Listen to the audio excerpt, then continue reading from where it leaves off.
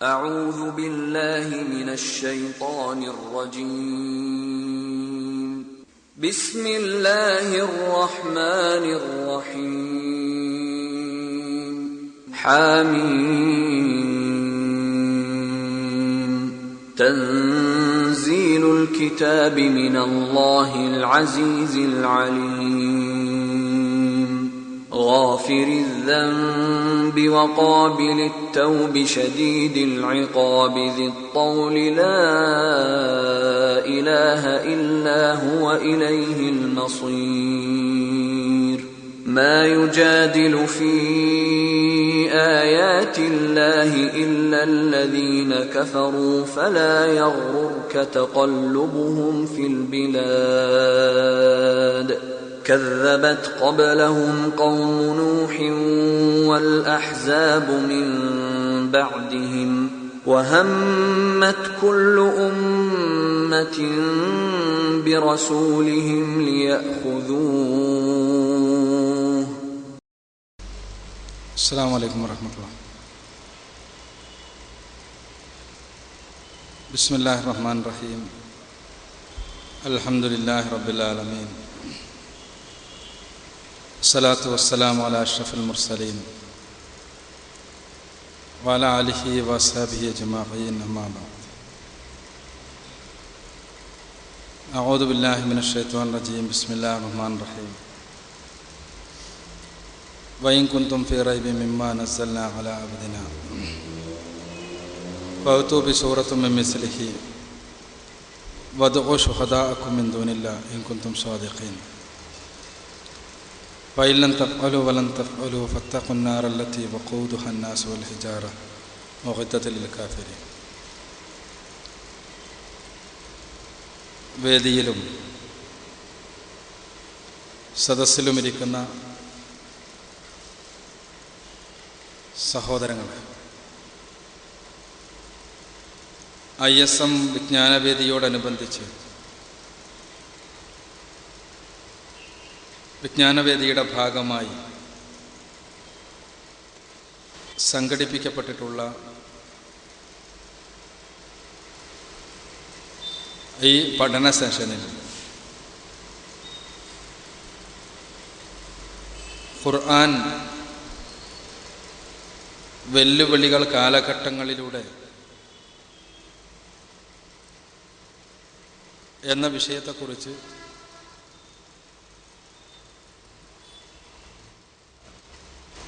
ആണ് ഇപ്പോൾ ചർച്ച ചെയ്യുന്നത്. പരിശുദ്ധ ഖുർആൻ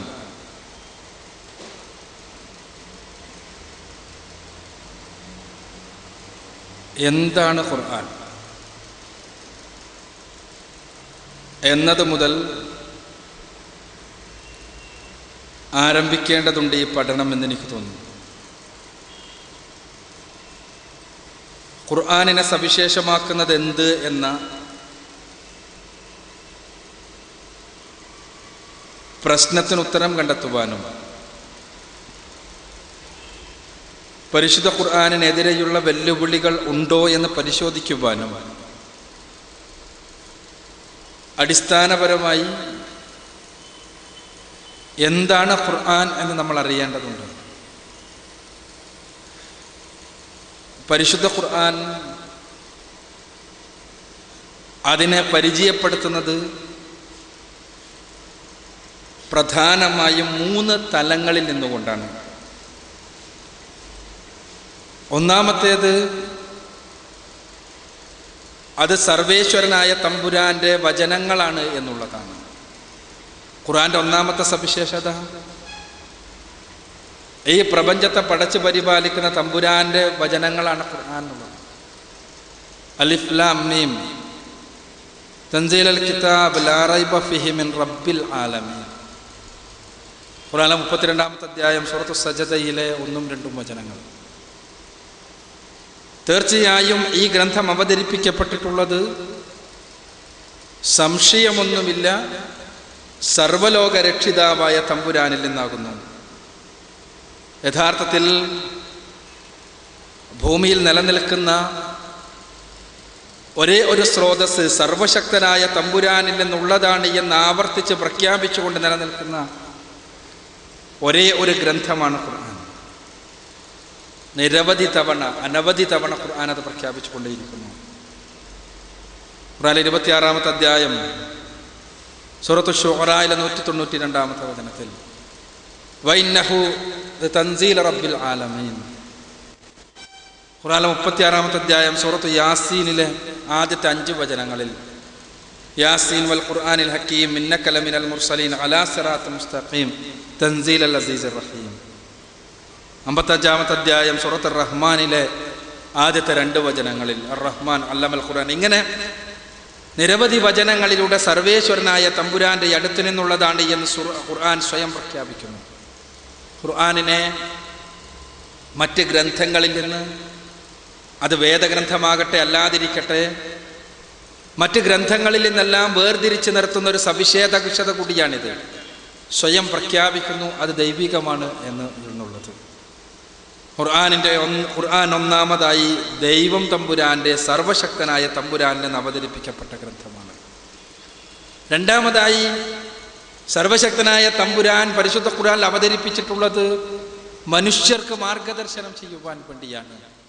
ഷഹ്റു റമദാൻ അല്ലദീ ഉൻസില ഫീഹിൽ ഖുർആൻ ഹുദൽ ലിന്നാസി വബയ്യിനാത്തിൻ മിനൽ ഹുദാ വൽ ഫുർഖാൻ. ഖുർആനിലെ 2-ാമത്തെ അധ്യായം സൂറത്തുൽ ബഖറയിലെ 185-ാമത്തെ വചനം. തീർച്ചയായും റമദാനിലാകുന്നു പരിശുദ്ധ ഖുർആൻ അവതരിപ്പിക്കപ്പെട്ടിട്ടുള്ളത്. ആ ഖുർആന്റെ സവിശേഷത ഹുദൽ ലിന്നാസ്, മനുഷ്യർക്കുള്ള മാർഗദർശനമാകുന്നു. മനുഷ്യർക്കുള്ള മാർഗദർശനം, അതോടൊപ്പം തന്നെ മാർഗദർശനത്തിന്റെ സുവ്യക്തമായ തെളിവുമാകുന്നു. അത് സത്യാസത്യങ്ങളെ വേർതിരിക്കുന്ന കൃത്യമായ മാനദണ്ഡവുമാകുന്നു. മാർഗദർശനം എന്ന് പറയുമ്പോൾ തന്നെ അതിന്റെ ഭാഗമായി വരുന്നതാണ് അതെല്ലാം തന്നെ. സൂറത്തുൽ ബഖറയിൽ തന്നെ തുടക്കത്തിൽ പറഞ്ഞതുപോലെ അലിഫ് ലാം മീം ദാലിക്കൽ കിതാബ് ലാ റൈബ ഫീഹി ഹുദൽ ലിൽ മുത്തഖീൻ. മനുഷ്യർക്ക് മൊത്തത്തിൽ മാർഗദർശനമാകുന്നത് പോലെ തന്നെ മുത്തഖികൾക്ക് സർവശക്തനായ തമ്പുരാന്റെ നിയമനിർദ്ദേശങ്ങൾ അനുധാവനം ചെയ്തുകൊണ്ട് ജീവിക്കണമെന്ന് ആഗ്രഹിക്കുന്ന ആളുകൾക്കുള്ള വ്യക്തമായ സംശയരഹിതമായ മാർഗദർശക ഗ്രന്ഥം കൂടിയാണത്. ചുരുക്കത്തിൽ മനുഷ്യർക്കുള്ള മാർഗദർശനമാണ് രണ്ടാമതായി പരിശുദ്ധ ഖുർആൻ. അതോടൊപ്പം തന്നെ ഖുർആനിന് മറ്റൊരു സവിശേഷത കൂടിയുണ്ട്. മറ്റുള്ള വേദഗ്രന്ഥങ്ങളിൽ നിന്നെല്ലാം വേറിട്ട് നിൽക്കുന്ന സവിശേഷത. മറ്റുള്ള വേദഗ്രന്ഥങ്ങൾ പ്രവാചകന്മാർക്ക് നൽകപ്പെട്ട കേവല വേദഗ്രന്ഥങ്ങളും ആ പ്രവാചകന്മാരിലൂടെ അവതരിപ്പിക്കപ്പെട്ട അമാനുഷിക ദൃഷ്ടാന്തങ്ങൾ വേദഗ്രന്ഥങ്ങളിൽ നിന്ന് വേറിട്ട് നിൽക്കുന്നവയുമായിരുന്നു. നമുക്കറിയാം, മൂസാ നബി അലൈഹി സ്വലാത്തു വസ്സലാമിന് നിലത്തിട്ടാൽ സർപ്പമായി തീരുന്ന വടി മുഅ്ജിസത്തായി, അത്ഭുതമായി, അമാനുഷിക ദൃഷ്ടാന്തമായി അദ്ദേഹം പടച്ചവനാൽ നിയോഗിക്കപ്പെട്ട പ്രവാചകനാണ് എന്നതിന് തെളിവായി നൽകപ്പെടുകയുണ്ടായി. ആ ദൃഷ്ടാന്തം അദ്ദേഹത്തിന്റെ പ്രവാചകത്വത്തിനുള്ള തെളിവ്. അതോടൊപ്പം തന്നെ അദ്ദേഹത്തിന് തോറ എന്ന തൗറാത്ത് എന്ന വേദഗ്രന്ഥം നൽകുകയുണ്ടായി. ആ വേദഗ്രന്ഥം മാത്രമായിരുന്നു. അമാനുഷിക ദൃഷ്ടാന്തവും. മുഹമ്മദ് റസൂലുള്ളാഹി സ്വല്ലല്ലാഹു അലൈഹി വസല്ലമക്കും വ്യക്തിപരമായ ഒരുപാട് അമാനുഷിക ദൃഷ്ടാന്തങ്ങൾ നൽകപ്പെട്ടിട്ടുണ്ട്. പക്ഷേ അദ്ദേഹത്തിന്റെ പ്രവാചകത്വത്തിനുള്ള തെളിവായി, അദ്ദേഹം പടച്ചവനാൽ നിയോഗിക്കപ്പെട്ട വ്യക്തിയാണ് എന്നതിനുള്ള തെളിവായി പ്രധാനമായും പരിശുദ്ധ ഖുർആനും പ്രവാചകൻ സല്ലല്ലാഹു അലൈഹി വസല്ലമയും ഉദ്ധരിക്കുന്നത് അദ്ദേഹത്തിലൂടെ അവതരിപ്പിക്കപ്പെട്ട വേദഗ്രന്ഥം തന്നെയാണ്. അഥവാ മുഹമ്മദ് നബിയുടെ പ്രവാചകത്വത്തിനുള്ള തെളിവ്, മുഹമ്മദ് നബി പടച്ചവനാൽ നിയോഗിക്കപ്പെട്ട വ്യക്തിയാണ് എന്നതിനുള്ള തെളിവ് അദ്ദേഹത്തിലൂടെ അവതരിപ്പിക്കപ്പെട്ട അവസാനത്തെ വേദഗ്രന്ഥമായ പരിശുദ്ധ ഖുർആൻ തന്നെയാണ് എന്നുള്ളതാണ് സവിശേഷത.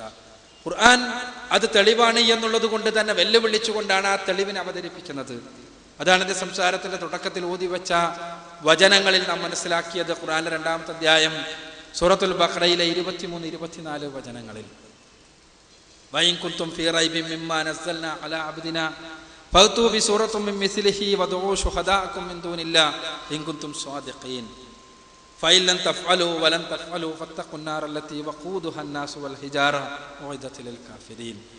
നമ്മുടെ ദാസന് നാം അവതരിപ്പിച്ചു കൊടുത്ത ഗ്രന്ഥത്തെക്കുറിച്ച് വല്ലവർക്കും സംശയമുണ്ടെങ്കിൽ അവരതിൽ ഒരു അധ്യായത്തിന് തുല്യമായ അധ്യായമെങ്കിലും കൊണ്ടുവരട്ടെ. ഒരു അധ്യായത്തിന് തുല്യമായ അധ്യായം. അവർ വേണ്ട, ഒരാൾ വേണ്ട, മുഴുവൻ മനുഷ്യർ ഒരുമിച്ച് കൂടിക്കോട്ടെ, വേണമെങ്കിൽ മനുഷ്യരല്ലാത്ത ആളുകളെയും അവർക്കാരെയൊക്കെ സഹായികളായി ലഭിക്കുമ്പോൾ അവരെ മുഴുവനും വിളിച്ചോളൂ. എങ്കിലും അവർ സത്യം പറയുന്നവരാണെങ്കിൽ ഒരു അധ്യായമെങ്കിലും കൊണ്ടുവന്നുകൊണ്ട് പരിശുദ്ധ ഖുർആനിന്റെ ഈ വെല്ലുവിളിക്ക് മറുപടി നൽകുകയും ഇത് ദൈവികമല്ല എന്ന് സ്ഥാപിക്കുവാൻ സന്നദ്ധമാവുകയുമാണ് ചെയ്യേണ്ടത്. എന്നാൽ ഫൈലൻ തഫ്അലു, അവരത് ചെയ്തിട്ടില്ലെങ്കിൽ, എന്നിട്ട് പടച്ച തമ്പുരാൻ ശക്തമായ സ്വരത്തിൽ തന്നെ കൃത്യമായി പഠിപ്പിക്കുകയാണ്, വലൻ തഫ്അലു, ഇല്ല കേട്ടോ, അവർക്കതിന് ചെയ്യാൻ സാധ്യമല്ല. ഖുർആനിന് തത്തുല്യമായ, ഖുർആനിൽ ഒരു അധ്യായത്തിന് തുല്യമായ ഒരു അധ്യായം കൊണ്ടുവരാൻ ഒരിക്കലും സാധ്യമല്ല. എന്നിട്ട് അങ്ങനെ കൊണ്ടുവരാതിരുന്നിട്ടും പരിശുദ്ധ ഖുർആനെ നിഷേധിച്ചുകൊണ്ട് നിലനിൽക്കുന്നവർക്ക് വന്നു ഭവിക്കുവാനുള്ള പ്രയാസകരമായ പരലോക ജീവിതത്തെക്കുറിച്ച് സൂചിപ്പിക്കുകയാണ് ഖുർആൻ. ഫത്തഖുന്നാറല്ലതി വഖൂദുഹന്നാസു വൽ ഹിജാറ ഉഇദ്ദത് ലിൽ കാഫിരീൻ. നിഷേധികൾക്ക് ഒരുക്കി വെച്ചിട്ടുള്ള മനുഷ്യരും കല്ലുകളും കടന്നു പോകുവാനിരിക്കുന്ന നരകലോകത്തെക്കുറിച്ചുള്ള ലോകത്തെക്കുറിച്ച് അവർക്ക് മുന്നറിയിപ്പ് നൽകുകയാണ്. അവരെ ഭയപ്പെടേണ്ടതുണ്ട് എന്ന് പഠിപ്പിക്കുകയാണ്. ഖുർആനാണ് യഥാർത്ഥത്തിൽ വെല്ലുവിളിക്കുന്നത്. പരിശുദ്ധ ഖുർആൻ ചാലഞ്ച് ചെയ്യുകയാണ് മനുഷ്യ സമൂഹത്തെ മൊത്തത്തിൽ. ഇതൊരിക്കലല്ല, ഖുർആനെ നിരന്തരമായി കാണാൻ കഴിയുന്നതാണത്. ഖുർആൻ ആദ്യമായി ചാലഞ്ച് ചെയ്യുന്നത്, ഖുർആൻ ആദ്യമായി വെല്ലുവിളിക്കുന്നത് മനുഷ്യരും ജിന്നുകളും ഒരുമിച്ച് കൂടിക്കൊണ്ട് ഖുർആനിന് തുല്യമായൊരു ഖുർആൻ കൊണ്ടുവരുവാൻ വേണ്ടിയാണ്. ഖുർആനിലെ 17-ാമത്തെ അധ്യായം സൂറത്തുൽ ഇസ്രാഇൽ 58-ാമത്തെ വചനത്തിൽ ഖുർആൻ ആവശ്യപ്പെടുകയാണ്, വെല്ലുവിളിക്കുകയാണ്, മനുഷ്യരും ജിന്നുകളും ഒരുമിച്ച് കൂടിക്കൊള്ളൂ, എങ്കിൽ നിങ്ങൾക്കൊരു അധ്യായത്തിന് ഒരു ഖുർആനിന് തുല്യമായൊരു ഖുർആൻ കൊണ്ടുവരാൻ കഴിയുമോ? അതേപോലെ തന്നെ പിന്നീട് നമ്മൾ കാണുക ഖുർആനിലെ 11-ാമത്തെ അധ്യായം സൂറത്ത് ഹൂദിലെ 13-ാമത്തെ വചനത്തിൽ വീണ്ടും ഖുർആൻ വെല്ലുവിളിക്കുന്നു, ഇനി 10 അധ്യായങ്ങളെങ്കിലും കൊണ്ടുവരാൻ കഴിയുമോ? പരിശുദ്ധ ഖുർആനിലെ അധ്യായങ്ങൾക്ക് തുല്യമായി 10 അധ്യായങ്ങൾ, അതും സാധ്യമല്ല. അങ്ങനെയാണ് ഖുർആൻ വളരെ കൃത്യമായി ഒരധ്യായമെങ്കിലും കൊണ്ടുവരാൻ കഴിയുമോ എന്ന് വെല്ലുവിളിക്കുന്നത്. ഖുർആനിന്റെ വെല്ലുവിളി അതാണ്, ഖുർആന്റെ വെല്ലുവിളി. സത്യത്തിൽ പരിശുദ്ധ ഖുർആനാണ് ചരിത്രത്തിലുടനീളം വെല്ലുവിളിച്ചുകൊണ്ട് നിലനിന്നിട്ടുള്ളത്.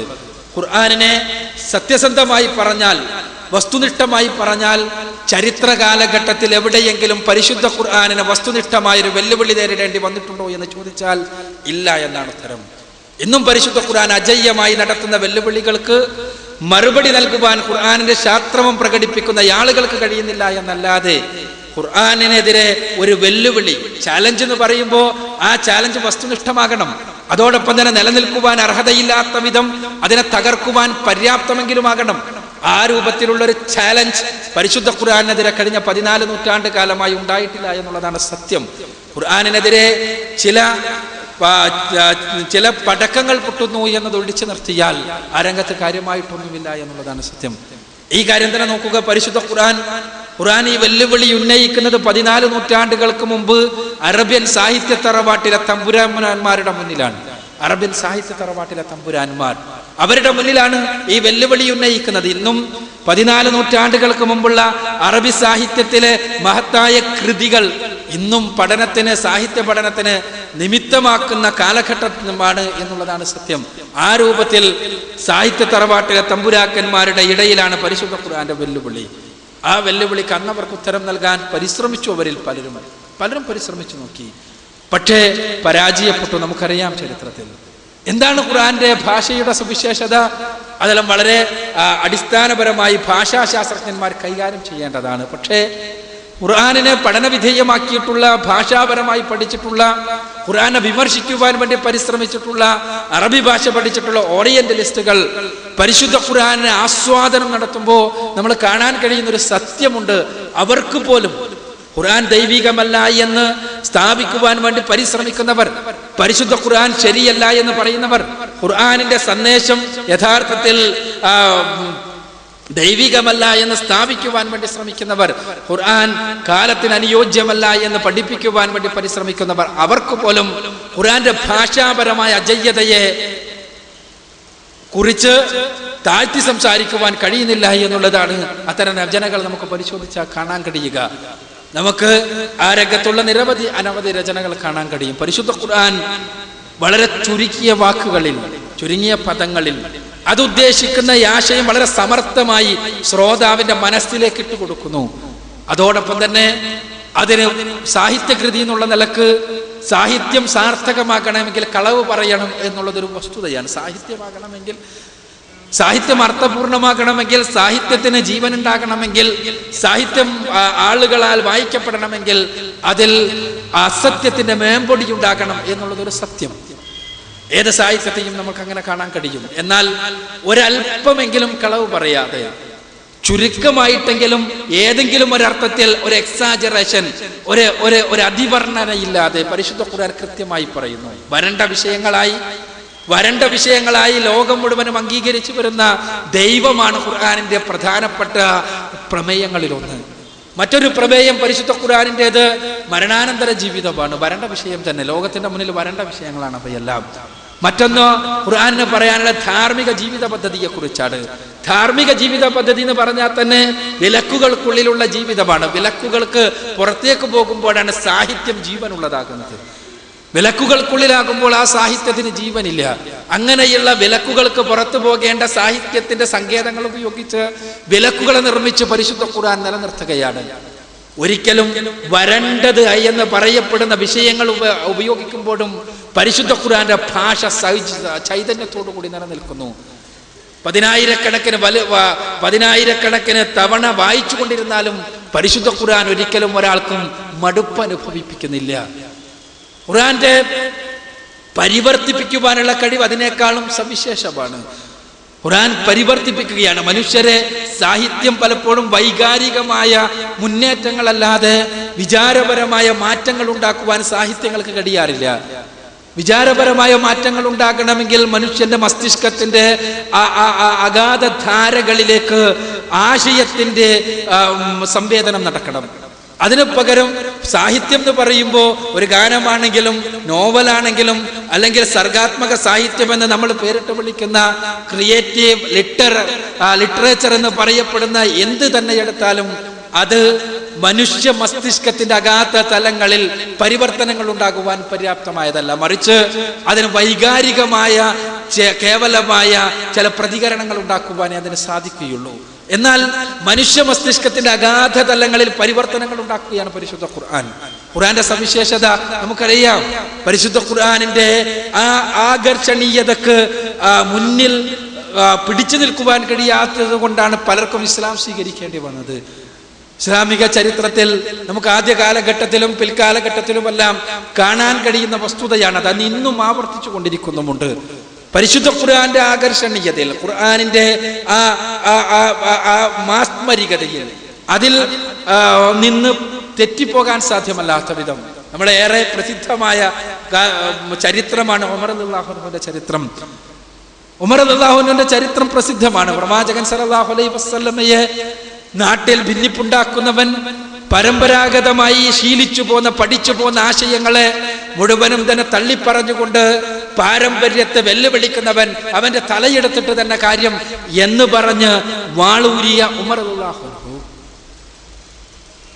ഉമർ ബിൻ ഖത്താബിന്റെ മകൻ ഉമർ, അദ്ദേഹം ഇടയ്ക്ക് മുഹമ്മദിന്റെ തലയെടുക്കുമെന്ന് പറഞ്ഞപ്പോ ആ മുഹമ്മദിന്റെ തലയെടുക്കുന്നതിന് മുൻപ് മുഹമ്മദിന്റെ പാത സ്വീകരിച്ച നിന്റെ പെങ്ങളെ ഒന്ന് പറഞ്ഞു ബോധ്യപ്പെടുത്തൂ എന്നൊരു സുഹൃത്ത് പറഞ്ഞതനുസരിച്ച് പെങ്ങളുടെ അടുത്തേക്ക് ഓടുന്ന ഉമർ, പെങ്ങളുടെ അടുത്ത് നിന്ന് പരിശുദ്ധ ഖുർആനിലെ വചനങ്ങൾ കേൾക്കുമ്പോ ഉമറിന്റെ മനസ്സ് മാറുകയാണ്. പ്രവാചകനെ വെട്ടുവാൻ വേണ്ടിയെടുത്ത വാൾ പിന്നീട് നമ്മൾ അദ്ദേഹത്തിന്റെ ചരിത്രത്തിൽ പ്രവാചകന്റെ കാലഘട്ടത്തിൽ മുഴുവനും റസൂലുള്ളാഹിക്കെതിരിൽ ഉയരുന്ന വാളുകളെ പ്രതിരോധിക്കുവാൻ വേണ്ടിയുള്ള വാളായി തീരുന്നത് നമ്മൾ അറിയുന്നു. പിന്നെ ചരിത്രത്തിൽ ഇസ്ലാമിക രാഷ്ട്ര സംവിധാനത്തിന്റെ ധ്വജവാഹകനായി മാറി ചരിത്രത്തിലെ അറിയപ്പെട്ട വ്യക്തിയായ ഉമർ റളിയല്ലാഹു അൻഹു മാറുമ്പോഴും, കാലങ്ങൾ കഴിഞ്ഞ് നീതി നിർവഹണത്തിന്റെ വിഷയത്തിൽ ലോകത്തിന്റെ മുന്നിലുള്ള ജീവിച്ചിരുന്ന തെളിവായി ഉമർ റളിയല്ലാഹു അൻഹു മാറുമ്പോഴും, ഇതെല്ലാം ഈ മാറ്റങ്ങൾക്ക് മുഴുവനുമെല്ലാമുള്ള അടിസ്ഥാന ചോദകമായി തീർന്നത് ആ ഖുർആനിലെ അദ്ദേഹം കേട്ട ആദ്യത്തെ വചനങ്ങളാണ്. അബൂദർ ഗിഫാരി ഗഫാർ ഗോത്രക്കാരൻ, കൊള്ളക്കാരനാണ്. കൊള്ളയാണ് ഗഫാർ ഗോത്രത്തിന്റെ പണി. ഗഫാർ ഗോത്രക്കാരനായ അബൂദർ കേൾക്കുകയാണ് മുഹമ്മദ് എന്ന് പറയുന്ന മക്കക്കാരനായ ഒരു യുവാവ് തലമുറകളായി പിന്തുടരുന്നു വന്ന ആശയങ്ങളെയും ആദർശങ്ങളെയും തള്ളിപ്പറഞ്ഞുകൊണ്ട് നിലനിൽക്കുന്നു. എങ്കിൽ അതൊന്ന് പഠിക്കണമല്ലോ. അങ്ങനെ സിറിയയിലേക്ക് പോകുന്ന വഴിയിൽ കൊള്ള നടത്തിക്കൊണ്ട് ജീവിക്കുന്ന ഗഫാർ ഗോത്രത്തിൽപ്പെട്ട അബൂദർ എന്ന യുവാവ് പുറപ്പെടുകയാണ് മുഹമ്മദിനെ തേടി. റസൂലുള്ളാഹി സ്വല്ലല്ലാഹു അലൈഹി വസല്ലമയുടെ അടുക്കലെത്തുന്നു. എന്താണ് താങ്കൾക്ക് പറയാനുള്ളത്? അദ്ദേഹം അവതരിപ്പിക്കപ്പെട്ട ഇസ്ലാമിന്റെ ആദ്യ കാലഘട്ടം ദാറുൽ അർഖമിൽ റസൂലുള്ളാഹി സ്വല്ലല്ലാഹു അലൈഹി വസല്ലമ ഭയപ്പെട്ടുകൊണ്ട് സ്വകാര്യമായി മാത്രം ആദർശ പ്രബോധനം നിർവഹിച്ചുകൊണ്ട് നിലനിന്നിരുന്ന സമയം, അവിടേക്ക് കയറി വന്ന അബൂദർ അദ്ദേഹം റസൂലുള്ളാഹിയോട് ചോദിക്കുന്നു, എന്താണ് താങ്കൾക്ക് പറയാനുള്ളത്? അവതരിപ്പിക്കപ്പെട്ട ഏതാനും വാക്യങ്ങൾ ഓതി കേൾപ്പിക്കുന്നു. ഉടനെ തന്നെ അബൂദർ ഗിഫാരി കുലത്തൊഴിലായി സ്വീകരിച്ചു പോകുന്ന ഒരു ഗോത്രത്തിലെ അംഗം, അദ്ദേഹത്തിന്റെ മനസ്സ് പരിവർത്തിതമാവുകയാണ്. ഇനി ഞാൻ എന്ത് ചെയ്യുന്നു? ഷഹാദത്തുകൾ വിശദീകരിച്ചു കൊടുക്കുന്നു, ഷഹാദത്തുകൾ ചൊല്ലിക്കൊടുക്കുന്നു. അങ്ങനെ അദ്ദേഹം ഷഹാദത്ത് ചൊല്ലി മുസ്ലിമാകുന്നു. ഇങ്ങനെ ചരിത്രത്തിൽ ഒരുപാട് സംഭവങ്ങൾ.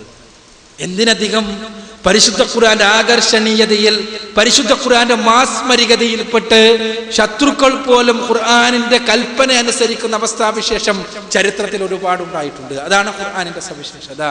ഖുർആന്റെ ഭാഷയുടെ, ഖുർആന്റെ ശൈലിയുടെ, ഖുർആനിന്റെ സാഹിത്യത്തിന്റെ സവിശേഷത. റസൂലുള്ളാഹി സ്വല്ലല്ലാഹു അലൈഹി വസല്ലം കഅബാലയത്തിന് മുന്നിൽ വെച്ച് അവതരിപ്പിക്കപ്പെട്ട പരിശുദ്ധ ഖുർആനിൽ 53-ാമത്തെ അധ്യായം സൂറത്തുൻ നജ്ം ഓതിക്കൊണ്ടിരിക്കുകയാണ്. സൂറത്തുൻ നജ്ം ഓതിക്കൊണ്ടിരിക്കുമ്പോൾ അതിൽ സുജൂദിന്റെ വാക്യങ്ങളുണ്ട്. സുജൂദിന്റെ വാക്യങ്ങൾ വന്നപ്പോൾ റസൂലുള്ളാഹി സ്വല്ലല്ലാഹു അലൈഹി വസല്ലം സുജൂദിലേക്ക് പോകുന്നു, സാഷ്ടാംഗ പ്രണാമം ചെയ്യുന്നു.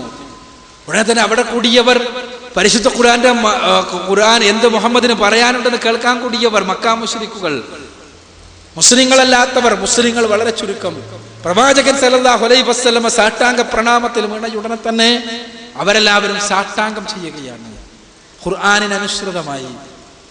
അവരെല്ലാവരും ഉമയ്യബ്നു ഖലഫ് എന്ന് പറയുന്ന തീരെ ഇസ്ലാമിനോട് വെറുപ്പുണ്ടായിരുന്ന ഒരു മനുഷ്യനോട് നിർത്തിയാൽ ബാക്കി എല്ലാവരും സാഷ്ടാംഗ പ്രണാമം നടത്തുകയാണ്. ഖുർആന്റെ സ്വാധീന ശക്തിയാണിത്. ഈ ഖുർആന്റെ സ്വാധീന ശക്തി എക്കാലഘട്ടത്തിലും പരിശുദ്ധ ഖുർആനെ വെല്ലുവിളിക്കുന്ന ഖുർആനിന്റെ ശത്രുക്കൾക്ക് തലവേദനയായിട്ടുണ്ട്. നിങ്ങൾക്കറിയാമോ, ഈ ഖുർആനിന്റെ ഇസ്ലാമിക ചരിത്രത്തിൽ രേഖപ്പെടുത്തപ്പെട്ട ചരിത്രത്തിൽ നിന്ന് ഒരിക്കലും മായ്ച്ചു കളയാൻ സാധ്യമല്ലാത്ത സംഭവമാണിത്.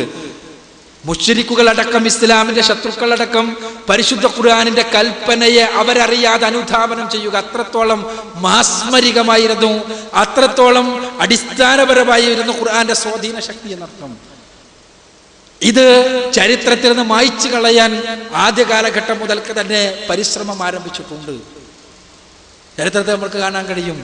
എന്തുകൊണ്ട് അങ്ങനെ ഒരു സുജൂദ് ഉണ്ടായി എന്ന ചോദ്യത്തിന് ഉത്തരം കിട്ടാത്ത ജൂതന്മാർ, ഇസ്ലാമിന്റെ ശത്രുക്കൾ, അവർ ഇങ്ങനെയൊരു സുജൂദ് ഉണ്ടാകുവാനുള്ള കാരണം മുഹമ്മദ് റസൂലുള്ളാഹി സ്വല്ലല്ലാഹു അലൈഹി വസല്ലമ അദ്ദേഹത്തിന്റെ നാവിലൂടെ പിശാച് സംസാരിച്ചതാണ് എന്ന് വരുത്തി തീർക്കാൻ വേണ്ടി ശ്രമിച്ചിട്ടുണ്ട്. സാത്താനിക് വേഴ്സസ് എന്ന പിൽക്കാലഘട്ടത്തിലെ സൽമാൻ റുഷ്ദിയുടെ വചനങ്ങൾക്ക് നിമിത്തമായ സംഭവങ്ങൾ ആദിമകാല ഇസ്ലാമിക ചരിത്ര ഗ്രന്ഥങ്ങളിൽ വരെ സ്ഥാനം പിടിച്ചിട്ടുണ്ട് എന്നത് സത്യം. സൂറത്ത് നജ്മിലെ 19-20 വാക്യങ്ങളിൽ ലാത്തയെയും ഉസ്സയെയും മനാത്തയെയും കുറിച്ച് പറഞ്ഞപ്പോ അതിനുശേഷം പ്രവാചകൻ അറിയാതെ പ്രവാചകന്റെ നാവിലൂടെ പിശാച് സംസാരിച്ചു. ആ പൈശാചിക വചനങ്ങൾ അവരെല്ലാവരും സുന്ദരന്മാരായ കഴിഞ്ഞു പോയ ആളുകളായിരുന്നു, അവർക്കെല്ലാം അല്ലാഹുവിങ്കൽ ശുപാർശക്ക് അവകാശവും ഉണ്ടായിരുന്നു എന്ന് പറഞ്ഞുപോയി എന്നും, ആ പറഞ്ഞു പോയതിനാൽ അത് കേട്ടപ്പോ ഞങ്ങളുടെ ദൈവങ്ങൾ അംഗീകരിക്കുന്നുണ്ട് മുഹമ്മദ് എന്ന് മനസ്സിലാക്കിയത് കൊണ്ടാണ് മക്കാ മുശ്രിക്കുകളടക്കം സുജൂദിലേക്ക് പോയത് എന്നുമുള്ള കഥകൾ നമുക്ക് കാണാൻ കഴിയും. യാതൊരുവിധ അടിസ്ഥാനവുമില്ലാത്ത കഥകൾ. ആ കഥകൾ ഇന്നും എടുത്തുദ്ധരിച്ചുകൊണ്ട് മുഹമ്മദ് നബി സല്ലല്ലാഹു അലൈഹി വസല്ലമയുടെ നാവിലൂടെ സംസാരിച്ചത് പിശാചായിരുന്നു എന്ന് വരുത്തി തീർക്കുവാൻ വേണ്ടി പരിശ്രമിച്ചു കൊണ്ടിരിക്കുന്നുണ്ട് ഇസ്ലാമിന്റെ ശത്രുക്കൾ. 3-4 തലമുറകളായപ്പോഴേക്ക് മുസ്ലിം സമൂഹത്തിലേക്ക് ഇത്തരം ആശയങ്ങളടക്കം കടന്നു വന്നിട്ടുണ്ട് എന്നാണ് ഞാൻ സൂചിപ്പിക്കുന്നത്. അങ്ങനെ ഇത്രയധികം സ്വാധീന ശക്തിയുള്ള പരിശുദ്ധ ഖുർആൻ, ആ ഖുർആനിന്റെ ഭാഷയെ, ഖുർആന്റെ വെല്ലുവിളിയെ ഒരിക്കലും തന്നെ വെല്ലുവിളിക്കാൻ, അതിന് മറുപടി നൽകാൻ കഴിഞ്ഞിട്ടില്ല. ഇന്ന് ഇസ്ലാമിനെതിരെ, പരിശുദ്ധ ഖുർആനിനെതിരെ ഏറ്റവും അധികം സന്നാഹങ്ങൾ നടത്തിക്കൊണ്ടിരിക്കുന്ന ആളുകൾ, മിഷനറിമാരാണെങ്കിലും അതല്ലാത്ത ആളുകളാണെങ്കിലുമെല്ലാം അവർ പരിശുദ്ധ ഖുർആന്റെ ഈ വെല്ലുവിളിക്ക് മുന്നിൽ പകച്ചു നിൽക്കുകയും ആ വെല്ലുവിളിക്ക് വസ്തുനിഷ്ഠമായ മറുപടി നൽകുവാൻ സാധ്യമല്ലാതെ പ്രയാസപ്പെടുകയും ചെയ്യുന്നതാണ് നമ്മൾ കാണുന്നത്. എത്രത്തോളം എന്ന് വെച്ചാൽ ഈ അടുത്ത കാലത്ത് പരിശുദ്ധ ഖുർആനിലെ വെല്ലുവിളിക്ക് മറുപടി എന്ന രൂപത്തിൽ പുറത്തിറങ്ങിയിട്ടുള്ള ദ ട്രൂ ഫുർഖാൻ എന്ന് പറയുന്ന ഒരു ഗ്രന്ഥമുണ്ട്.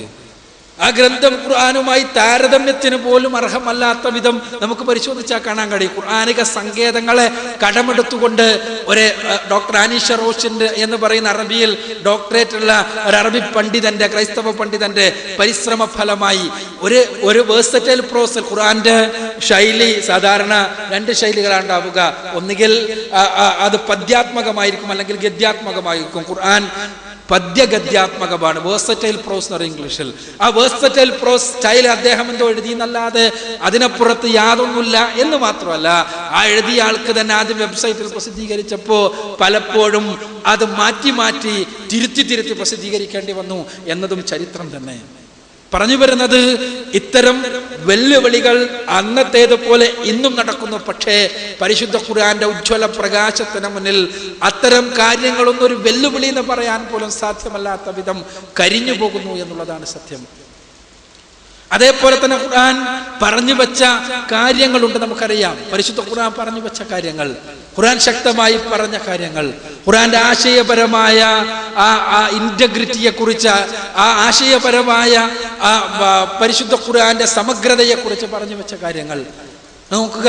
പരിശുദ്ധ ഖുർആന്റെ സാഹിത്യം പരിശോധിക്കാൻ കഴിയാത്ത ഒരാൾ, പരിശുദ്ധ ഖുർആന്റെ ഭാഷയെക്കുറിച്ച് ബോധമില്ലാത്ത ഒരാൾ, പരിശുദ്ധ ഖുർആന്റെ ആശയ ഗാംഭീര്യം അതിന്റെ ഭാഷയിൽ നിന്ന് പഠിച്ചു മനസ്സിലാക്കുവാൻ കഴിയാത്ത, അറബി ഭാഷ അറിയാത്ത ഒരാൾ, അയാൾക്കും പരിശുദ്ധ ഖുർആനിന്റെ ദൈവീകത ബോധ്യപ്പെടുത്തുവാൻ സാധ്യമാകുന്ന വിധത്തിൽ ഖുർആൻ നടത്തുന്ന രണ്ടാമത്തെ ഒരു വെല്ലുവിളി കൂടിയുണ്ട്. അത് ഖുർആനിലെ 4-ാമത്തെ അധ്യായം സൂറത്ത് നിസാഇലെ 82-ാമത്തെ വചനത്തിൽ നമുക്ക് വായിക്കാൻ കഴിയും. അഫലാ യതദബ്ബറൂനൽ ഖുർആന വലൗ കാന മിൻ ഇൻദി ഗൈരില്ലാഹി ലവജദൂ ഫീഹി ഇഖ്തിലാഫൻ കസീറാ. അവർ ഖുർആനെ കുറിച്ച് ചിന്തിക്കുന്നില്ലേ? അതെങ്ങാനും സർവശക്തനായ തമ്പുരാനിൽ നിന്നുള്ളതല്ലായിരുന്നുവെങ്കിൽ അവർക്കതിൽ ധാരാളം വൈരുദ്ധ്യങ്ങൾ, അബദ്ധങ്ങൾ കാണാൻ കഴിയുമായിരുന്നു. പരിശുദ്ധ ഖുർആനിലെ രണ്ടാമത്തെ വെല്ലുവിളിയാണിത്. ഞാൻ നേരത്തെ പറഞ്ഞു, ഖുർആനിലെ അധ്യായത്തിന് തുല്യമായ ഒരു അധ്യായം കൊണ്ടുവരാൻ, ഖുർആനിന് തുല്യമായ അധ്യായം കൊണ്ടുവരാൻ, ഖുർആനിലെ 10 അധ്യായങ്ങൾക്ക് തുല്യമായ ഒരു അധ്യായങ്ങൾ കൊണ്ടുവരാൻ, ഖുർആൻ ഒരു അധ്യായത്തിന് തുല്യമായ അധ്യായം കൊണ്ടുവരാൻ ഖുർആൻ നടത്തിയ വെല്ലുവിളി ഇന്നും അതേപോലെ തന്നെ ഖുർആന്റെ രണ്ടാമത്തെ വെല്ലുവിളി, അവർ ഖുർആനെ കുറിച്ച് ചിന്തിക്കുന്നില്ല. അതെങ്ങാനും പടച്ചവന്റെ അടുത്ത് നിന്നുള്ളതല്ലെങ്കിൽ അതിൽ അബദ്ധങ്ങളും വൈരുദ്ധ്യങ്ങളും കണ്ടെത്തുമായിരുന്നു.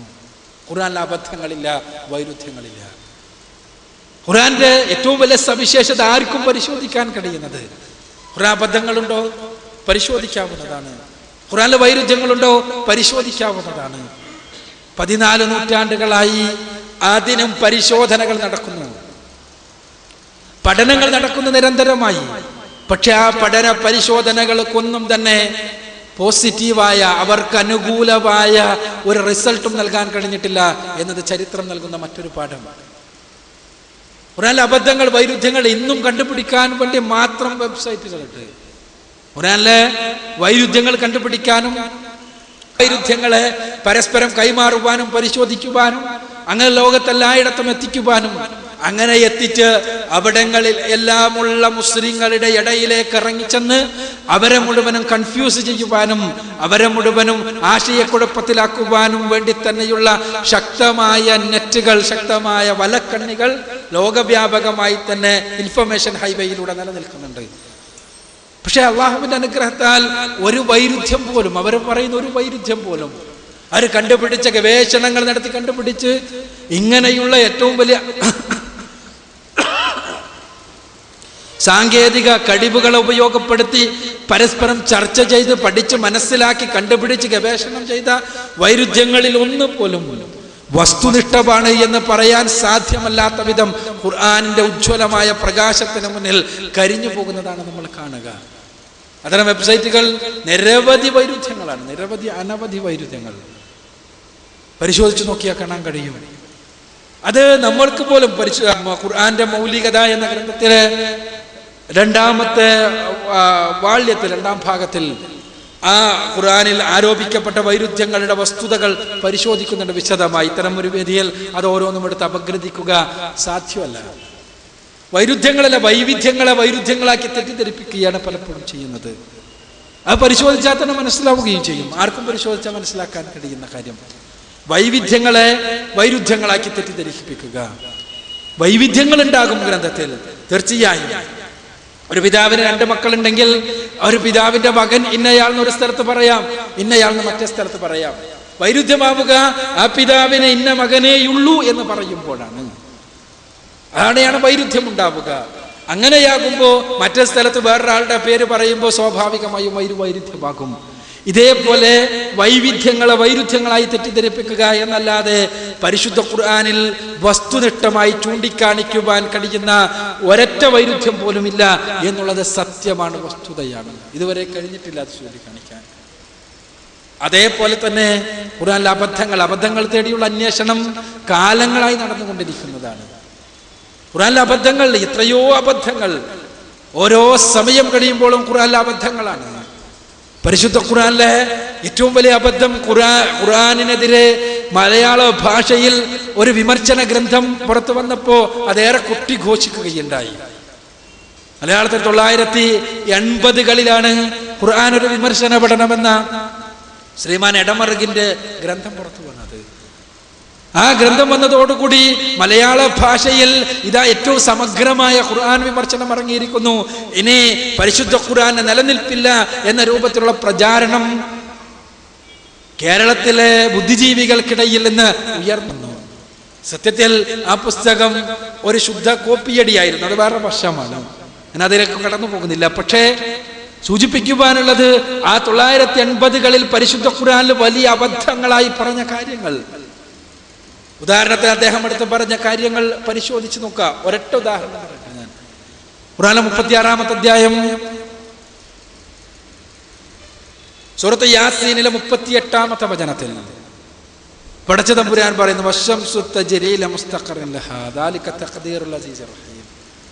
തീർച്ചയായും സൂര്യൻ അതിന് സ്ഥിരമായുള്ള ഒരു സ്ഥാനത്തേക്ക് സഞ്ചരിച്ചു കൊണ്ടിരിക്കുന്നു. അത് അതിന് കണക്കാക്കപ്പെട്ട കൃത്യമായ സ്ഥാനമാകുന്നു. ഖുർആനിലെ വചനം അതാണ്. ഇനി ഇടമറുകിന്റെ വിശദീകരണം. ഇടമറുക് പറഞ്ഞത് പരിശുദ്ധ ഖുർആനിൽ മുഹമ്മദ് ആകാശത്തിലേക്ക് നോക്കിയപ്പോ കിഴക്കുനിന്ന് പടിഞ്ഞാറേക്ക് സൂര്യൻ എന്നും ഇങ്ങനെ പോകുന്നത് കണ്ടു. ആ പോകുന്ന സൂര്യനെ കണ്ടപ്പോൾ മുഹമ്മദിന് തോന്നി അത് എന്നും സ്ഥിരമായിട്ടുള്ള സ്ഥാനത്തേക്ക് സൂര്യൻ ഇങ്ങനെ പോകുന്നതാണ്, ആ പടച്ചോൻ കൽപ്പിച്ചതാണ്. സത്യത്തിൽ സൂര്യൻ സഞ്ചരിക്കുന്നില്ല എന്ന് ഇന്ന് നമുക്കറിയാവുന്നതാണ്. സൂര്യൻ സഞ്ചരിക്കുന്നത് ഭൂമിയാണ്. അതിന്റെ സ്വയം ഭ്രമണമായിട്ടാണ്, ഫലമായിട്ടാണ് സൂര്യൻ സഞ്ചരിക്കുന്നതായി തോന്നുന്നത് എന്ന് നമുക്കറിയാവുന്നതാണ്. സൂര്യൻ നിശ്ചലമാണ്. ഇടമറകിന്റെ പദങ്ങൾ നിശ്ചലമായ സൂര്യനെ കുറിച്ച് 1980കളിൽ ഇടമറകിന് എഴുതാം. പക്ഷേ അറിവ് വീണ്ടും വർദ്ധിച്ചു. നമുക്ക് അറിവ് വർദ്ധിച്ചപ്പോൾ അന്ന് തന്നെ പഠിച്ചിട്ടുണ്ട്. ഇടമറക ആ പുസ്തകങ്ങൾ വായിക്കാത്തതുകൊണ്ടാണ്. പിന്നീട് അദ്ദേഹത്തിന് മാറ്റി എഴുതിയിട്ട് തിരുത്തി എഴുതിയിട്ട് സൂര്യൻ സഞ്ചരിക്കുന്നു എന്ന് മാത്രമല്ല, ഒന്നിലധികം ചലനങ്ങൾ സൂര്യനുണ്ട്. ഒന്നിലധികം. ഇന്ന് ഏറ്റവും ചുരുങ്ങിയത് സൂര്യന് 4 ചലനങ്ങളെങ്കിലും ഒരേ സമയത്തുണ്ട് എന്നുള്ളതാണ് ശാസ്ത്രജ്ഞന്മാരുടെ പക്ഷം. ഒന്നാമത് ഓസിലേഷൻ എന്ന് പറയും. സൂര്യൻ സ്വയം വീർക്കുകയും ചുരുങ്ങുകയും ചെയ്തുകൊണ്ടിരിക്കുന്നു. സൂര്യൻ വീർക്കുകയും ചുരുങ്ങുകയും ചെയ്തുകൊണ്ടിരിക്കുന്നു. ഭൂമിക്കൊന്നും ഇല്ലാത്ത ഒരു പ്രത്യേക ചലനമാണത്. അതേപോലെ ഭൂമി സ്വയം ഭ്രമണം ചെയ്യുന്നത് പോലെ സൂര്യനും സ്വയം ഭ്രമണം നടത്തിക്കൊണ്ടിരിക്കുന്നു. അതോടൊപ്പം തന്നെ സൂര്യൻ അതിന്റെ ഗാലക്റ്റിക് സെന്ററിന് ചുറ്റും ചലിച്ചുകൊണ്ടേയിരിക്കുന്നു. ഭൂമി സൂര്യന് ചുറ്റും ചലിക്കുന്നത് പോലെ സൂര്യൻ അതിന്റെ ഗാലക്റ്റിക് സെന്ററിന് ചുറ്റും ചലിച്ചുകൊണ്ടിരിക്കുന്നു. അങ്ങനെ ഒരു ഭ്രമണം പൂർത്തിയാക്കുവാൻ, ഒരു പരിക്രമണം പൂർത്തിയാക്കുവാൻ സൂര്യന് 25 കോടി വർഷം വരുന്ന പറയുന്നത്.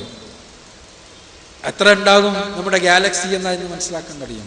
10,000 കോടി നക്ഷത്രങ്ങളുള്ള ഗാലക്സിയാണ് നമ്മുടെ ഗാലക്സി.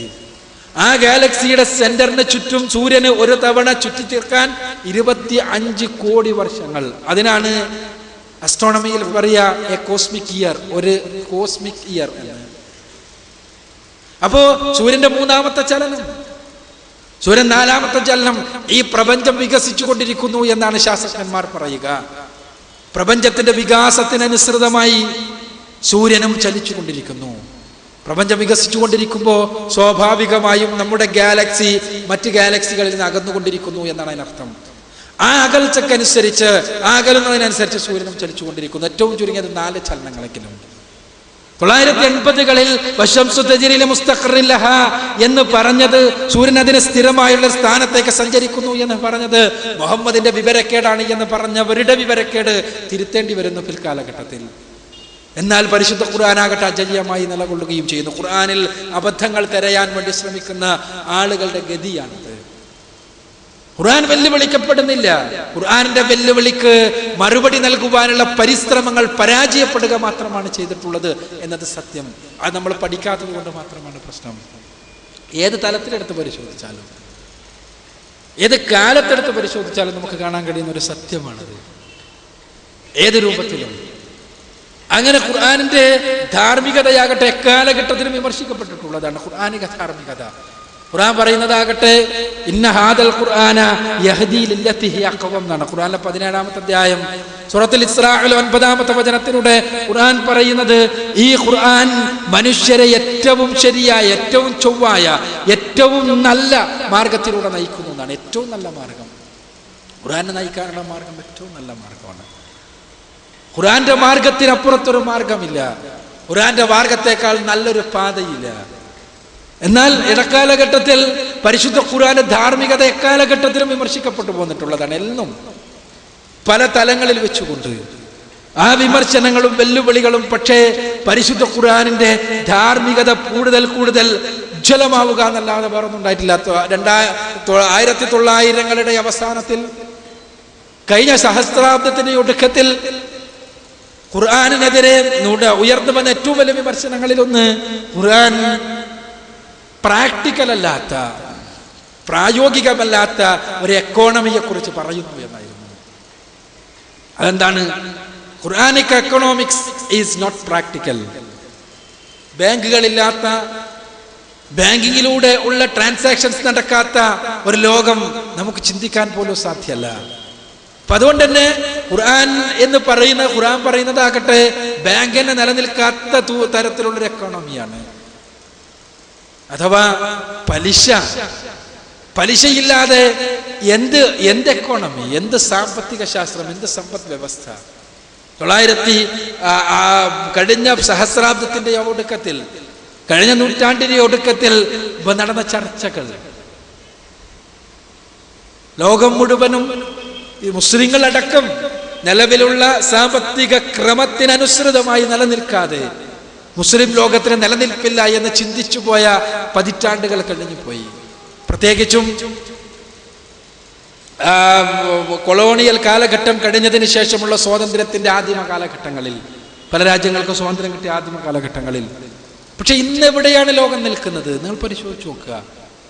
ഇന്ന് 2005 മുതൽ ആരംഭിക്കുകയും 2009 ആയപ്പോഴേക്ക് 19 ലക്ഷത്തോളം അമേരിക്കക്കാർക്ക് തൊഴിൽ നഷ്ടപ്പെട്ട് പ്രയാസപ്പെടുന്ന അവസ്ഥയിലെത്തി അമേരിക്ക നിലനിൽക്കുകയും ലോകത്തിന്റെ വ്യത്യസ്ത ഭാഗങ്ങളിലേക്ക് ഭീഷണമായ രൂപത്തിൽ കടന്നു വരാനിരിക്കുന്നു എന്ന് മുന്നറിയിപ്പ് നൽകപ്പെടുകയും ചെയ്യുന്ന സാമ്പത്തിക പ്രതിസന്ധി, എക്കണോമിക് ക്രൈസിസ്, അതിനെന്ത് പേരിട്ട് വിളിച്ചാലും, ക്രെഡിറ്റ് ക്രഞ്ച് എന്ന് വിളിച്ചാലും, മോർഗേജ് ക്രൈസിസ് എന്ന് വിളിച്ചാലും, സബ്പ്രൈം ലോൺ ക്രൈസിസ് എന്ന് വിളിച്ചാലും, എന്ത് പേരിട്ട് വിളിച്ചാലും അതിന് കാരണം എന്ത് എന്ന ചോദ്യത്തിന് കൃത്യമായി വസ്തുനിഷ്ഠമായി ഒരേ ഒരു ഉത്തരമേയുള്ളൂ: പലിശയിൽ അധിഷ്ഠിതമായ, അന്ധമായ, അർത്ഥമില്ലാത്ത നാണയ വ്യവസ്ഥയിൽ അധിഷ്ഠിതമായ ആധുനിക സാമ്പത്തിക വ്യവസ്ഥിതി എന്ന ഉത്തരം. അല്ലാതെ വേറൊരു ഉത്തരവുമില്ല. അതല്ലാത്ത മറ്റൊരു ഉത്തരവുമില്ല. അതുകൊണ്ട് തന്നെ ഇന്ന് ലോകപ്രശസ്തരായ സാമ്പത്തിക ശാസ്ത്രജ്ഞന്മാർ ലോകത്തിന്റെ മുഴുവനും സാമ്പത്തികമായ ഭാഗധേയം എന്തായിരിക്കണമെന്ന് പറയുവാൻ ധൈര്യപ്പെടുന്ന സാമ്പത്തിക ശാസ്ത്രജ്ഞന്മാർ ഇന്നത്തെ ക്രൈസിസിനെ കുറിച്ച് പറയുന്നത് എന്താണെന്നറിയാമോ നിങ്ങൾക്ക്? It is A black swan event എന്നാണ്. ബ്ലാക്ക് സ്വാൻ ഇവന്റ്, കറുത്ത ഹംസ സംഭവം. എന്താ ബ്ലാക്ക് സ്വാൻ ഇവന്റ് എന്ന് പറഞ്ഞാൽ? എക്കണോമിക്സിൽ എല്ലാം ശരിയാ, കണക്കെല്ലാം ശരിയാ, പക്ഷേ എന്തോ സംഭവിച്ചിട്ടുണ്ട്, പ്രശ്നം എന്താണെന്നറിയില്ല. അതിനാണ് ബ്ലാക്ക് സ്വാൻ ഇവന്റ് എന്ന് പറയാം. ഇതൊരിക്കലല്ല. 1907 അമേരിക്കയുടെ ചരിത്രത്തിലുള്ള ഒന്നാമത്തെ ബാങ്കേഴ്സ് പാനിക്. 1929 മുതൽ 39 വരെ ലോകം ഇന്നും ഭയപ്പാടോടുകൂടി മാത്രം ഓർക്കുന്ന the great depression. 1987 the economic crunch of Singapore എന്ന് പറയുന്ന സിംഗപ്പൂരിൽ നിന്ന് തുടങ്ങി മുതലാളിത്ത ലോകത്തെ ബാധിച്ച മറ്റൊരു ക്രൈസിസ്, 2000 നടന്ന .com ക്രൈസിസ്, .com ക്രഞ്ച് എന്ന് പറയുന്ന, .com ബബിൾ ബർസ്റ്റ് എന്ന് പറയുന്ന ക്രൈസിസ്, ഇന്നത്തെ പുതിയ ക്രൈസിസ്. ഇങ്ങനെ ക്രൈസിസ്. എന്താ കാരണം? കാരണം മാത്രം ചോദിക്കരുത് എന്നാണ്.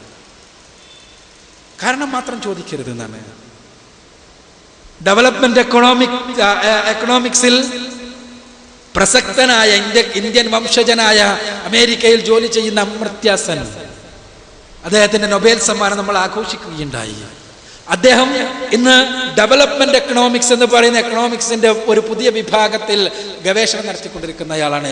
അദ്ദേഹത്തിന്റെ ഒരു ഗ്രന്ഥമുണ്ട്. അദ്ദേഹത്തിന് നൊബേൽ സമ്മാനം കിട്ടിയതിനു ശേഷം പുറത്തിറങ്ങിയ അദ്ദേഹത്തിന്റെ ഗ്രന്ഥം, അതിന്റെ തലക്കെട്ട് ആർഗുമെന്റേറ്റീവ് ഇന്ത്യൻ എന്നാണ്, സംവാദകനായ ഇന്ത്യക്കാരൻ എന്ന തലക്കെട്ടോടു കൂടിയുള്ള ഗ്രന്ഥത്തിൽ അദ്ദേഹത്തിന്റെ ഒരു എക്കണോമിക് അനാലിസിസ് ഉണ്ട്. അദ്ദേഹം പറയുന്നത്, നമ്മളുടെ എക്കണോമിക്സ്, ഇന്ന് നമ്മൾ ലോകം നിലനിൽക്കുന്ന എക്കണോമിക്സ് കണക്കുകൾ പ്രകാരം അതിസുന്ദരമാണ്. അതിൻ്റെ നിയമങ്ങളെല്ലാം വളരെ കൃത്യമാണ്. അതിൻ്റെ ഗണിത ക്രിയകളെല്ലാം വളരെ വ്യക്തമാണ്.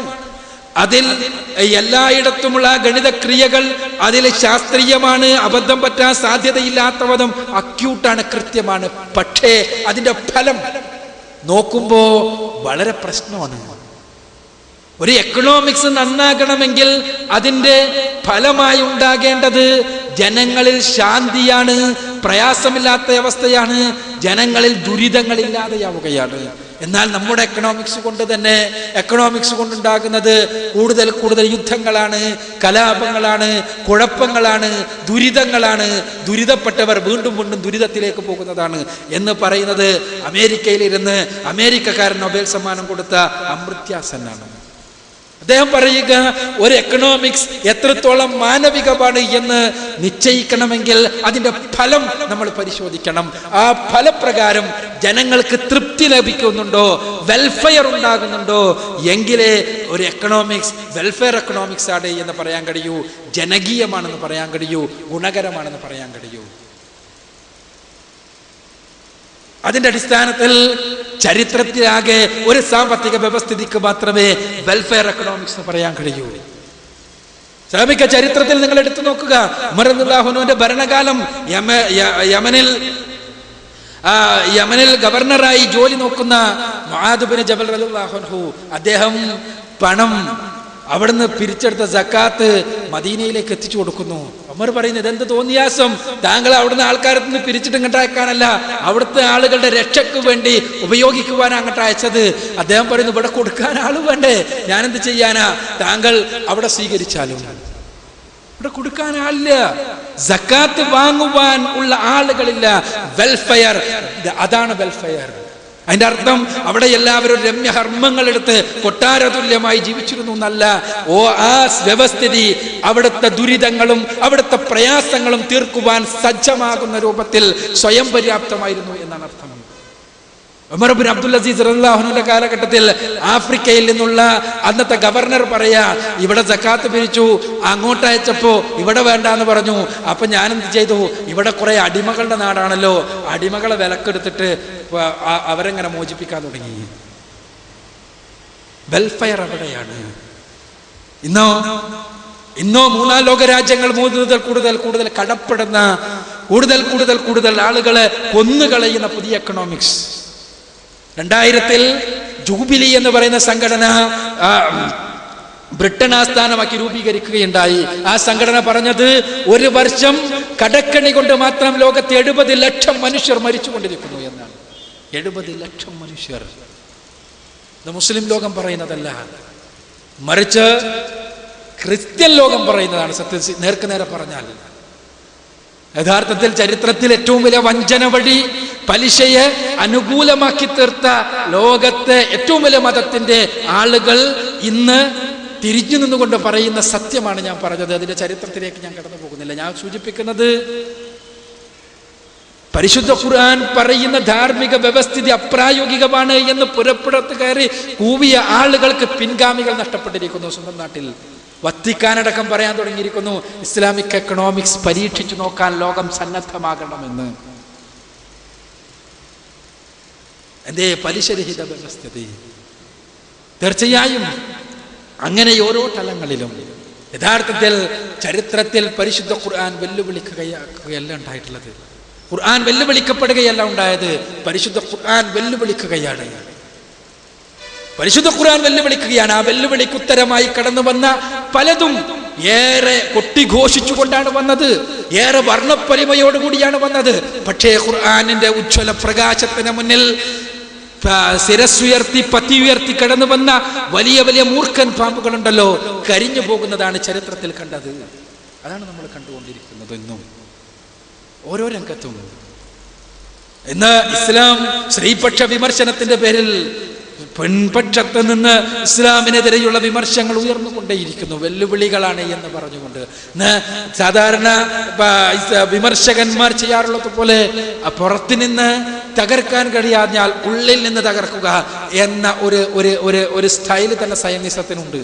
സയനിസത്തിന്റെ ഒരു പ്രഖ്യാപിത നയമാണ്. സയനിസം ആധുനിക കാലഘട്ടത്തിലുണ്ടായത്. സയനിസത്തിന്റെ പൂർവ്വപിതാക്കളുടെ തന്നെ പ്രഖ്യാപിത നയമാണത്. ഇസ്രായേലിന്റെ പ്രഖ്യാപിത നയം. ഉള്ളിൽ നിന്ന് പുറത്തു നിന്ന് തകർക്കാൻ കഴിഞ്ഞാൽ ഉള്ളിൽ കയറി തകർക്കുക. ഇന്ന് പെൺപക്ഷ വിമർശനത്തിന്റെ പേരിൽ നടക്കുന്നത് അതാ. പെൺപക്ഷ വിമർശനം പുറത്തു നിന്ന് ഉന്നയിച്ച് ഇസ്ലാമിനെതിരെ ഇസ്ലാം പെണ്ണുങ്ങളെ പീഡിപ്പിക്കുകയാണ് എന്ന കരച്ചിൽ കഴിഞ്ഞ ഒരു നൂറ്റാണ്ടായി ആവർത്തിച്ച് യൂറോപ്പിൽ നിന്ന് ഉന്നയിക്കപ്പെട്ടുകൊണ്ടിരിക്കുന്നു. ഇന്ത്യയും അത് ആവർത്തിച്ചു കൊണ്ടിരിക്കുന്നു. ലോകത്തെല്ലായിടത്തു നിന്നും ഇസ്ലാമിന്റെ പീഡനം കൊണ്ട് സഹിച്ച് പൊറുതിമുട്ടുന്ന പെണ്ണുങ്ങളുടെ കഥകളും രോദനങ്ങളും പ്രയാസങ്ങളും പാടി എവിടെയുമുള്ള സാഹിത്യങ്ങളിൽ. പക്ഷെ അങ്ങനെയായിരിക്കുമ്പോഴും യൂറോപ്പിൽ പാശ്ചാത്യ നാടുകളിൽ ഇസ്ലാം സ്വീകരിക്കുന്ന 5 പേര് 4 പെണ്ണുകൾ. അപ്പോൾ പിന്നെ എന്ത് മാർഗമാണ്? ഇങ്ങനെയെല്ലാം ഒച്ചപ്പാടുകൾ ഉണ്ടായിട്ടും ഇത് പറയുന്നത് ഞാനല്ല. ന്യൂക്കർക്ക് എന്ന് പറയുന്ന സാമൂഹ്യ ശാസ്ത്രജ്ഞ അവരുടെ ഒരു പുതിയ പഠനത്തിൽ അവർ പച്ചയായി വിളിച്ചു പറയാണ്. വുമൺ എംബ്രേസിംഗ് ഇസ്ലാം എന്നാണ് പുതിയ പഠനത്തിന്റെ പേര്. അവർ പച്ചയായി വിളിച്ചു പറയാണ്, ലോകത്ത് ഇങ്ങനെയെല്ലാം ഇസ്ലാമിനെതിരെ മീഡിയയും നമ്മളും സൃഷ്ടിച്ചു വെച്ച ഒരുപാട് വിമർശനങ്ങൾ ഉണ്ടായിട്ടും ഇസ്ലാം തമസ്കരിക്കപ്പെടേണ്ട, ഇസ്ലാം പ്രാകൃതമായി പെണ്ണിനെ പരിഗണിക്കുന്നു എന്നുള്ള ബോധം സന്നിവേശിപ്പിക്കുവാൻ, പാശ്ചാത്യ മനസ്സിലേക്ക് സന്നിവേശിപ്പിക്കുവാൻ നമ്മൾ പരമാവധി പരിശ്രമിച്ചിട്ടും ലോകത്ത് ഇസ്ലാം സ്വീകരിക്കുന്ന 5 പേരിൽ 4 പെണ്ണുങ്ങളാണ് എന്നുള്ള വസ്തുത നമ്മളെ ഇരുത്തി ചിന്തിപ്പിക്കേണ്ടതാണ്. അവർ പറയാ. അപ്പൊ പിന്നെ ഇസ്ലാമിക ആദർശത്തിന് ഉള്ളിൽ നിന്ന് തകർക്കാൻ ഇസ്ലാമിക് ഫെമിനിസം, ഇങ്ങനെ പലതും.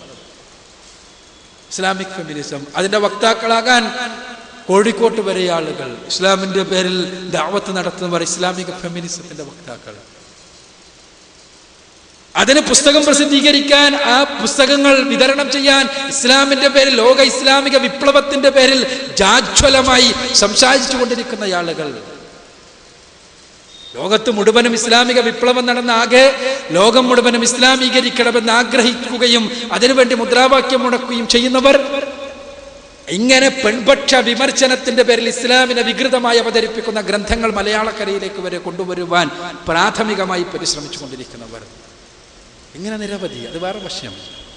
ഞാൻ പറയുന്നത് ഇസ്ലാം വെല്ലുവിളിക്കുന്നില്ല, ഇസ്ലാം ഖുർആൻ വെല്ലുവിളിക്കപ്പെടുന്നില്ല. ഇതൊരു വശത്ത് ഇസ്ലാമിനെതിരെയുള്ള പെൺപക്ഷ വിമർശനങ്ങളെ ആകെ ആറ്റിക്കുറുക്കി ശരിയാക്കി ഒന്നിച്ച് അവതരിപ്പിച്ചാൽ ആകെ അവസാനം പറയാനുള്ളത് എന്നാലും ഇസ്ലാം ബഹുഭാര്യത്വം അനുവദിച്ചു കളഞ്ഞല്ലോ എന്നാണ്. അതേ നാവ് കൊണ്ട് ലോകത്ത് ഇന്ന് നമ്മൾ കേൾക്കുക, അതേ നാവ് കൊണ്ട് ഇസ്ലാം ബഹുഭാര്യത്വം അനുവദിച്ചു കളഞ്ഞല്ലോ എന്നുള്ള അതേ നാവ് കൊണ്ട് നമ്മൾ ഇന്ന് കേൾക്കുക എന്താ, ലോകം മുഴുവനും സ്വവർഗരതി അംഗീകരിക്കേണ്ടതുണ്ട് എന്നാണ്. ഇത് രണ്ടും തമ്മിൽ എങ്ങനെ പൊരുത്തപ്പെടും എന്ന് അത്ഭുതപ്പെടുന്നുണ്ടാകും. നമ്മൾ സ്വവർഗരതിക്കാരനെ നമ്മൾ വിളിക്കുക സ്വവർഗരതിക്കാരൻ എന്നല്ല, ഹോമോസെക്ഷൽ എന്നല്ല. ഇന്ന് LGBT എന്നാണ്. LGBT എന്ന് പറഞ്ഞാൽ lesbian, gay, bisexual and transsexual എന്നാണ് അർത്ഥം. എന്നാൽ ലെസ്ബിയനും ഗേയും ബൈസെക്ഷലും തമ്മിലുള്ള ബന്ധം, ലെസ്ബിയൻ എന്ന് പറഞ്ഞാൽ പെണ്ണുങ്ങളെ പ്രണയിക്കുന്ന പെണ്ണുങ്ങൾ, ഗേ എന്ന് പറഞ്ഞാൽ ആണുങ്ങളെ പ്രേമിക്കുന്ന ആണുങ്ങൾ, ബൈസെക്ഷൽ എന്ന് പറഞ്ഞാൽ ആണിനെയും പെണ്ണിനെയും പ്രേമിക്കാൻ കഴിയുന്ന ആണും പെണ്ണും. അപ്പൊ ഇവരെ ട്രാൻസെക്ഷൽ എന്ന് പറഞ്ഞാൽ സ്വന്തം ലൈംഗികതയല്ലാത്ത മറ്റൊരു ലൈംഗികത ആളുകൾ. ഈ 3 വിഭാഗത്തിന്റെയും, ലെസ്ബിയന്റെയും ഗേയുടെയും അതേപോലെ തന്നെ ട്രാൻസെക്ഷലിന്റെയും ചെലവിലേക്ക് ബൈസെക്ഷൽ എങ്ങനെ വരുന്നു എന്ന് ചോദിച്ചാൽ, ഒരേ ആൾക്ക് ഒരു ആണുമായും പെണ്ണുമായും എല്ലാം ബന്ധപ്പെടാൻ കഴിയുന്ന ആൾക്ക് അതിനുള്ള അവസരം വേണമെന്നാണ് ഈ പറഞ്ഞതിന്റെ അർത്ഥം. അതിനുള്ള അവസരം വേണം, അതിനുള്ള സ്വാതന്ത്ര്യം വേണം. അതിനു വേണ്ടി, ആ സ്വാതന്ത്ര്യത്തിന് വേണ്ടി ഡൽഹി ഹൈക്കോടതിയിൽ ഇന്ത്യ രാജ്യത്തൊരു സംഘടന നടത്തിയ നിയമയുദ്ധം വിജയിച്ചതാണ് നമ്മൾ കണ്ടത്. എന്തിനാണ് ഈ സ്വാതന്ത്ര്യം? എന്തിനാ സ്വാതന്ത്ര്യം? പെണ്ണുങ്ങളെ പരമാവധി ഉപയോഗിച്ചത് പോരാഞ്ഞിട്ട് തനിക്ക് പറ്റുന്ന ആൺകുട്ടികളെ കൂടി ഉപയോഗിക്കുവാനുള്ള സ്വാതന്ത്ര്യം വേണമെന്ന് പറയുമ്പോൾ അതിന് കോടതികൾ അരുനിൽക്കുന്ന ഒരു ലോകത്ത് അതേ ലോകം പറയുന്നു ഇസ്ലാം കൃത്യമായ വിവാഹബന്ധത്തിലൂടെ ഒന്നിലധികം സ്ത്രീകൾ അനിവാര്യമാണെങ്കിൽ വേൾക്കുവാൻ അനുവദിച്ചത് പ്രാകൃതം. രണ്ടും കൂടി അങ്ങനെ ഒരേ നാവ് കൊണ്ട്. ഉത്തരം വ്യക്തമാണ്. അവിടെ മാനവികതയുടെ പക്ഷമല്ല, അല്ലെങ്കിൽ മനുഷ്യത്വമല്ല സംസാരിക്കുന്നത്, മറിച്ച് അവിടെ കേവല വിരോധം മാത്രമാണ്. അതിന്റെ രണ്ടിന്റെയും നൈതികത വേറെ ചർച്ച ചെയ്യപ്പെടേണ്ടതാണ്. ഇങ്ങനെ ഓരോ വർഷവും ഇസ്ലാം മനുഷ്യാവകാശം എന്ന് കേൾക്കുമ്പോഴേ ഇസ്ലാമിന്റെയും ഖുർആനിന്റെയും മുഖമാണ് ഇവിടെയും, അല്ലേ? മനുഷ്യാവകാശ ധ്വംസനം എന്ന് കേൾക്കുമ്പോൾ നമ്മുടെ മനസ്സിലേക്ക് ഒരു താടിക്കാരന്റെ ചിത്രം കടന്നു വരാതിരിക്കില്ല. മനുഷ്യാവകാശം എക്കാലഘട്ടത്തിലും, അല്ലേ, മനുഷ്യാവകാശങ്ങൾക്കെതിരാണ് ഇസ്ലാം എന്നാണ് ആദ്യമകാലം മുതൽക്ക് തന്നെ ഇസ്ലാം ഏറെ ആരോപിക്കപ്പെട്ടിട്ടുള്ള ഒരു കാര്യം. ഖുർആൻ ആരോപിക്കപ്പെട്ടുള്ള കാര്യം, ഖുർആൻ പറയുന്ന നിയമങ്ങൾ ആളുകളെ നിർബന്ധിതമായി അടിച്ചേൽപ്പിക്കുകയും അടിച്ചമർത്തുകയും ചെയ്യുന്നു. മതം അടിച്ചേൽപ്പിക്കുന്ന യാദർശം, ജിഹാദ് എന്ന് പറഞ്ഞാൽ തന്നെ കലാപം, കുഴപ്പം. എന്തിന്? മതത്തിൽ ചേർക്കാൻ. എന്തേ കാരണം? ഞാൻ നേരത്തെ പറഞ്ഞതുപോലെ ഖുർആനിലെ വചനങ്ങൾക്ക് ആകൃഷ്ടമായി അമുസ്ലിങ്ങൾ അടക്കം സുജൂദ് ചെയ്തു എന്നുള്ള വസ്തുത അംഗീകരിക്കാൻ കഴിയാതിരിക്കുമ്പോ ആ സുജൂദിന് കാരണമായി ലാത്തയെയും ഉസ്സയെയും കുറിച്ച് പിശാച് നാവിലേക്ക് ഇട്ടുകൊടുത്ത വചനമാണ് ആ സുജൂദിന് കാരണമായത് എന്ന് വ്യാഖ്യാനിക്കുന്നത് പോലെ ഇസ്ലാമിലേക്ക് ലോകത്തുള്ള ആളുകൾ കൂട്ടം കൂട്ടമായി കടന്നു വന്നു. യാതൊരു പ്രലോഭനവുമില്ലാതെ, യാതൊരു പ്രകോപനവുമില്ലാതെ.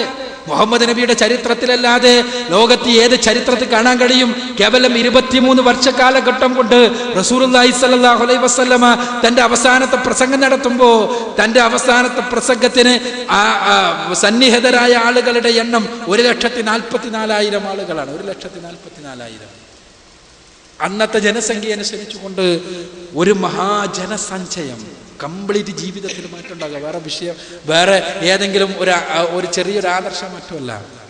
അത് മനസ്സിലാകാതെ എന്തുകൊണ്ട് ഈ മെക്കാനിസം, എന്തുകൊണ്ട് ഇത് സംഭവിക്കുന്നു എന്നതിന് ഇസ്ലാമിക ആദർശത്തിന്റെ ഉജ്ജ്വലതയാണ് എന്ന് അംഗീകരിക്കാൻ കഴിയാതിരിക്കുമ്പോൾ അതിന് കാരണം വാളാണ്. എളുപ്പമുള്ള മറുപടി വാൾ.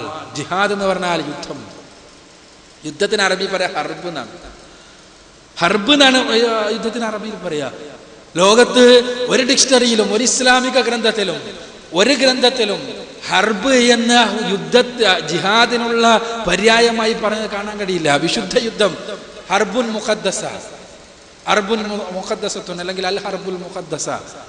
ഇങ്ങനെ ജിഹാദിന് എവിടെയെങ്കിലും, ഞാൻ കഴിഞ്ഞ കുറെ കാലമായി വെല്ലുവിളിച്ചുകൊണ്ടിരിക്കുന്ന ഒരു കാര്യമാണ്, എവിടെയെങ്കിലും അങ്ങനെ ഏതെങ്കിലും ഒരു അറബി ഗ്രന്ഥത്തിൽ